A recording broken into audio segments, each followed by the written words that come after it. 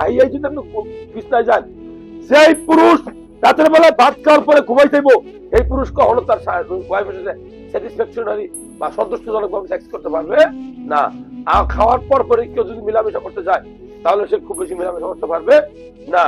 আগের রাতে সাথে শেষ রাতে মিলামেশা করলে কি সেক্স পাওয়ারটা স্ট্রং হয়। এরকম কি কথাবার্তা শুনছেন আপনারা? বিশ্বাস করেননি?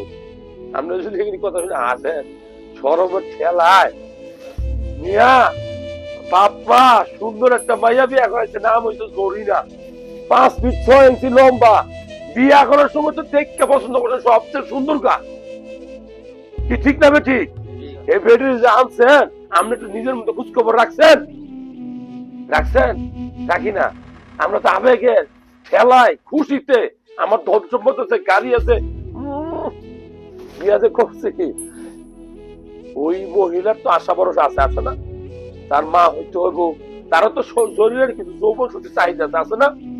এখন আপনি যে 5 বছর সৌদি আরবে পয়সা মাস্টার বেশন করছেন হস্তমৈথুন, এ কি জরুরি জানেনি? জানে এই কথা জানাইতে হবে।